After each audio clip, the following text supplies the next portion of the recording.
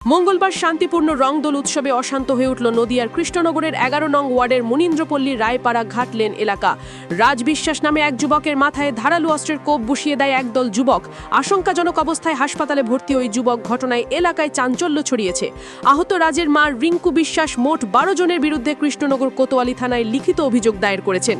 রিঙ্কু বিশ্বাসের অভিযোগ, পাড়ার মোড়ে একটি জলের দোকানের সামনে দাঁড়িয়ে তার পুত্র রাজ বিশ্বাস তার ননদের সাথে কথা বলছিলেন। সেই সময় বেলা ৩:২০ মিনিট নাগাদ পূর্ব রাগবশত একদল যুবক হঠাৎই রাজের ওপর লোহার রড, ধারালো রামদা, হাসুয়া, কাঠের বাটাম ও বাঁশ নিয়ে হামলা চালায়। মাথায় কোপ মেরে গুরুতর জখম করে দেয়। এখন গুরুতর অবস্থায় হাসপাতালে ভর্তি রাজ। অভিযোগ পেয়ে কোতোয়ালি থানার পুলিশ গতকালকেই সুকান্ত সাহা, প্রণব সাহা ও মলয় বিশ্বাস নামে ৩ জনকে গ্রেপ্তার করেছে। পুলিশ জানিয়েছে তদন্ত চলছে, বাকিদের খোঁজে তল্লাশি চালাচ্ছে পুলিশ। নদিয়ার কৃষ্ণনগর থেকে স্টিং নিউজের রিপোর্ট। গেলাম, দেখি ওখানে চেঁচামেচি হচ্ছে। প্রীতম বলছে আমার যাও আছে ওখানে, বলছে গুলি করে দেবো। আমার যা বলছে এই তোর এত বড় সাহস, তোকে চড়াবো। বলছে দেখবি, দেখে নেবো। তখন কেউ নেই ওখানে, শুধু লোকজন, মানে বাড়ির লোকজন, সব বাড়ির লোকজন। তারপরে প্রীতমকে ছেলে পুজো মারা নিয়ে গেল বাড়ির ভিতরে গিয়ে। তারপরে ওরা গিয়ে ওখানে দাঁড়িয়ে আছে, আমাদের ছেলে গিয়ে দাঁড়িয়ে আছে আমার সাথে কথা বলছে। আর ওই প্রীতম বাড়ির ভিতর ঢুকে উড়ানোর ছেলেবেলেকে ফোন করলো। আর ওরা বড় নিয়ে গাড়ি নিয়ে সেটা ওখানে দাঁড়ালো। আমি আমার ছেলের সাথে কথা বলছি, আমরা খেয়াল করিনি যে কেউ নেই। তখন ওরা সব যে দেখেছে সবাই চলে গেছে। আমি আর আমার ছেলে জল নিতে গেছি, কথা বলছে আমার সাথে। আর ওরা কি করলো, হাঁক দিয়ে ছেলের মাথায় মারলো। এত মোটা হাঁকটা ভেঙে গেল। তারপরে সে রামদাও দিয়ে এখানে কোপ দিল, ছেলে অর্ধেক ঝুলে রামদা দিয়ে কোপ মেরেছে। তারপর ছুরি দিয়ে জায়গাতে গেলাম, আমাকে ধাক্কা দিয়ে ফেলে দিল মাথায়। মাথায় কোপ করেছে, মাথায় কোপ করেছে।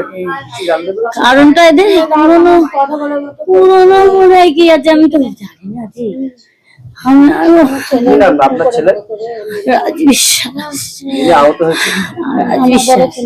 আমার দাদার ছেলে।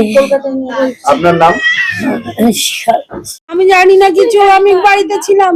আমার ননদ ফোন করেছে, বলছে তাড়াতাড়ি আসো, তোমার ছেলেকে মেরে ফেলেছে ওরা। আমি দৌড়িয়ে গিয়ে দেখি ছেলেকে হসপিটালে নিয়ে চলে গেছে, ওখানে রক্ত পড়ে। দিয়ে পুলিশ গাড়ি এসছে, পুলিশ এসে আমাদের কাছে জিজ্ঞেস করছে। পরে পুলিশ বলছে আপনারা যান হসপিটালে, আমরা দেখছি। আমরা তারপরে হসপিটালে গিয়েছি, গিয়ে দেখি ছেলেকে সেলাই করে নিয়ে এসছে। ছেলে কথা বলেনি।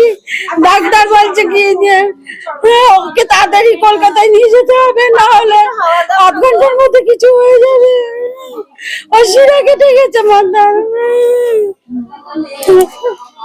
ওর মাথা শিরা কেটে গেছে। গোডাউনের ছেলে পিলে ছেলে আরো সব আছে কয়েকজন, বাংলা বলে কোন ছেলে গোডাউনের ওমে কুপাইছে। তারপরে ইতির ছেলে ও ফোন করে ওদেরকে ডেকেছে। আমার ছেলে কিচ্ছু করেনি, কেবল গিয়ে ওখানে দাঁড়িয়ে পিসির সাথে কথা বলছিল। আমরা পুলিশ এসেছিল, আমরা সব বলেছি পুলিশকে। প্রণব সাহার ছেলে। আমি ওর মা, আমার নাম রিঙ্কু বিশ্বাস। এটা 12 মনীন্দ্রপল্লী। ওর যখন মারছে আমার ছেলেকে, ওরা সবাই দেখছে, কেউ ঠেকায়নি বলে। আমরা ওখানে দেখছি যে একটু হইচই হচ্ছে, গন্ডগোল হচ্ছে। গেলাম, গিয়ে দেখি এরকম মারছে একজনকে। আর ওদের দিয়ে আমাদের তাড়া করে আমাদের বাড়ি অব্দি চলে এসে। কারা এটা? এটা হলো প্রণবের শালা শম্ভু। কারণ ওর দিকে মারামারি হচ্ছে, আমরা ওখানে গিয়েছি। আমাদের ছেলেরা ওরা বিজেপি করে বলেই তো আমাদের এই ঘটনা ঘটেছে।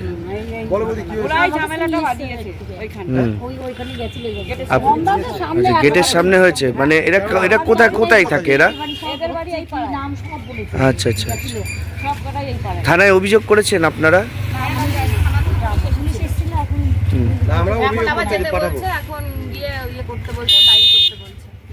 ডায়েরি করবেন?